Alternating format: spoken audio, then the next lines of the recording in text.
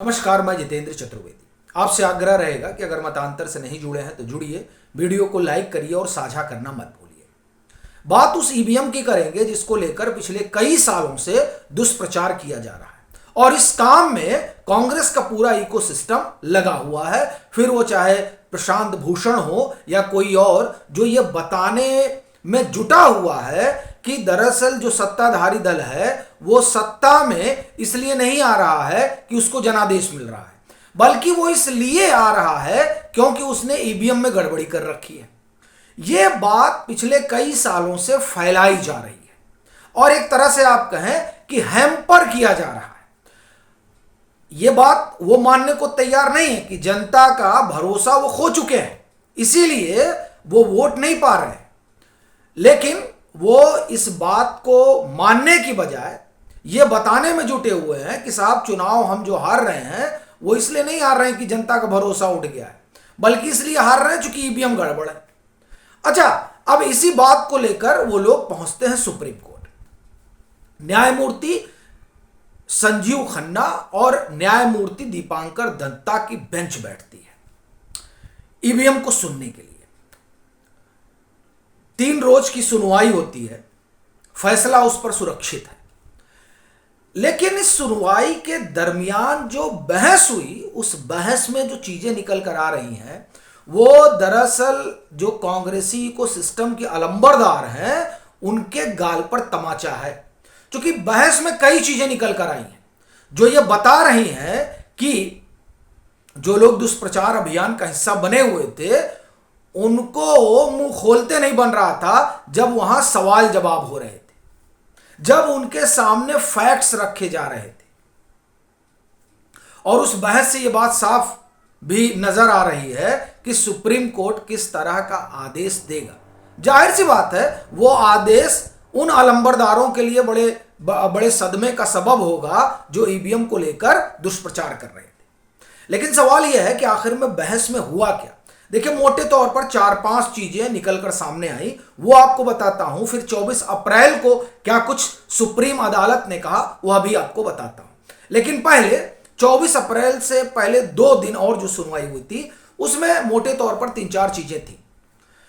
पहले तो सुप्रीम अदालत ने प्रशांत भूषण को ही एक तरह से आप कहें कि फटकार दिया और कहा कि देखिए, आप जो बात कर रहे हैं ना कि हम बैलेट पे लौट जाएं, वो सब बातें आप मत करिए, वो मुमकिन नहीं है। वो हमने भी दौर देखा है, आपने भी देखा होगा। हम अपने 60s में हैं और हम जानते हैं किस तरह से बैलेट से चुनाव होते थे, बूथ कैप्चरिंग होती थी, हम सब वाकिफ हैं। दूसरी चीज प्रशांत भूषण ने कहा कि नहीं देखिए, जर्मनी में तो सुप्रीम कोर्ट नाराज हो गया। वो कहते देखिए, जर्मनी की बात मत करिए। जाहिर सी बात है हिंदुस्तान बड़ी वाइब्रेंट डेमोक्रेसी है और आप जर्मनी की क्या बात कर रहे हैं जहां आबादी ही नहीं है। यहां हमारे कितने स्टेट हैं जिनकी आबादी जर्मनी से ज्यादा है, तो जर्मनी से क्या ही तुलना करना। तो इसलिए वो बात भी नहीं बनी, आर्गुमेंट चला लेकिन वो टिक नहीं पाया। 24 अप्रैल को जब ये माना जा रहा था कि 24 अप्रैल को कोर्ट अपना आदेश देगा ईवीएम से जुड़े हुए मसले पर, क्योंकि ये जो पूरी पीआईएल पड़ी है वो इसी पर पड़ी है कि साहब होना ये चाहिए कि ईवीएम के साथ साथ वीवीपैट की गिनती हो। यानी आपने जिसको मत डाला है उसकी पर्ची निकलेगी टूं करके और उस पर्ची को फिर आप मतपेटी में डाल दीजिए। यानी ईवीएम में भी आपने जिसको मत देना चाहा वो दर्ज हुआ और उससे जो पर्ची निकली उसको आपने देखा कि हाँ, हमने फलाने आदमी को दिया है, फलानी पार्टी को दिया है, और फिर वो पर्ची जो है आप मत पेटी में डाल दें। और जब बैलेट बॉक्स खुले, ईवीएम खुले, तो दोनों की साथ साथ गिनती हो, यानी 100% वीवीपैट काउंट हो। यह इनका कहना, यानी कुल मिला जुला के उसी बैलेट की तरफ भाग जाना है। सीधी बात यह है, क्योंकि इनको लग रहा है कि नहीं साहब हम तो जीत रहे हैं, हम जीत जाते हैं हम चुनाव में, लेकिन ये लोग हरा देते हैं। वो वैसे ही मुगालता है जैसे राहुल गांधी को 2019 में बताया गया कि 180 सीट कांग्रेस पा रही है। आपको ताज्जुब होगा जानकर कि तय हो गया था किसको क्या क्या कैबिनेट दिया जाएगा, लेकिन पता चला कि नरेंद्र मोदी की अगुवाई में भाजपा 303 सीट लेकर आ गई। उनका जो सपनों का कैबिनेट था वो सपनों में ही रह गया। तो अच्छा, वहां आप देखिए कि जो लोग वहां बैठे हैं वो बता भी रहे हैं कि साहब जमीन पे आपकी आंधी चलती रहती है, लेकिन बस ईवीएम में गड़बड़ी हो जाती है इसीलिए आप हार जाते हैं।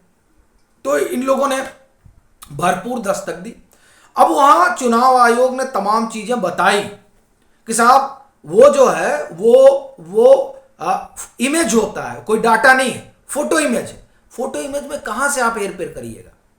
फिर जो 3-4 सवाल 24 अप्रैल को उठे उसमें एक संदेह था सुप्रीम कोर्ट को कि कहीं ऐसा तो नहीं कि वो जो आप कंट्रोल वाला उसमें सिस्टम एक होता है उसके जरिए आप कुछ कंट्रोल वगैरह कर रहे हो। ये एक संदेह सुप्रीम कोर्ट के मन में आया। सुप्रीम कोर्ट ने 24 अप्रैल को 2 बजे का समय दिया कि आकर चुनाव आयोग इस पहलू को भी समझाए। अब उस पहलू पर सुप्रीम कोर्ट ने पूरा जो है ईवीएम की जो कार्य प्रणाली है उसकी एक प्रस्तुति दी जा चुकी थी।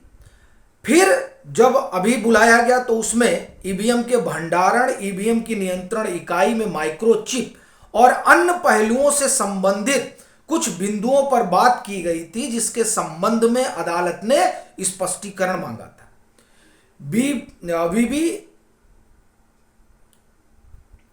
वीवीपीएटी एक स्वतंत्र वोट सत्यापन प्रणाली है जिसके जरिए मतदाता यह जान सकते हैं कि उनका वोट उसी व्यक्ति को गया है या नहीं गया है जिसे उन्होंने वोट दिया है। यानी ये बता रहे हैं वीवीपैट के बारे में। कहना यह है कि जो तमाम खास तौर से ये ईवीएम की नियंत्रण इकाई में माइक्रोचिप, इसको लेकर बड़ी शंका थी सुप्रीम कोर्ट को, तो सुप्रीम कोर्ट ने बुलाकर इसको पूछा। अब देखिए उसके बाद में सुप्रीम कोर्ट ने जो कहा वो सुनना बड़ा जरूरी है। देखिए सुप्रीम कोर्ट ने क्या कहा। सुप्रीम कोर्ट ने इलेक्ट्रॉनिक वोटिंग मशीन के जरिए डाले गए वोटों का पेपर ऑडिट ट्रेल के पूर्ण सत्यापन को लेकर दायर याचिका पर फैसला सुरक्षित रखा है। इस दौरान कोर्ट ने अहम टिप्पणी करते हुए साफ किया कि वह चुनाव के लिए कंट्रोलिंग अथॉरिटी नहीं है और संवैधानिक अथॉरिटी जो है वो भारत के चुनाव आयोग के कामकाज को निर्देशित नहीं कर सकता।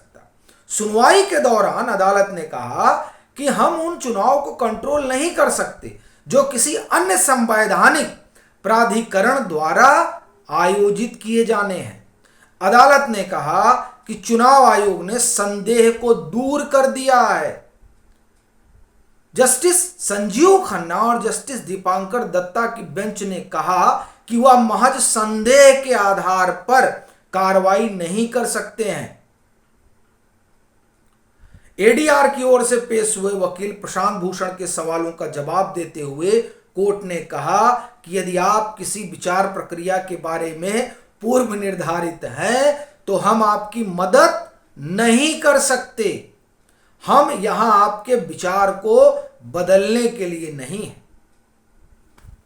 अब आप समझिए सुप्रीम कोर्ट में जो तमाम चीजें चुनाव आयोग ने रखी ईवीएम से जुड़ी हुई, उसको लेकर इस टिप्पणी से तो यही लगता है कि सुप्रीम कोर्ट संतुष्ट है और वो कह रहा है कि नहीं, हम इसमें कोई हस्तक्षेप करने नहीं जा रहे हैं। और अगर आप पूर्व धारणा से ग्रसित हैं, आप पूर्वाग्रह से ग्रसित हैं, तो अब आपका विचार बदलना हमारा काम नहीं है। इसका मतलब यह हुआ कि जिस ईवीएम को लेकर सबसे ज्यादा शोर मचाया जा रहा था, उस ईवीएम पर सुप्रीम कोर्ट का जो फैसला होगा वो दरअसल इन लोगों के गाल पर जोरदार तमाचा होगा।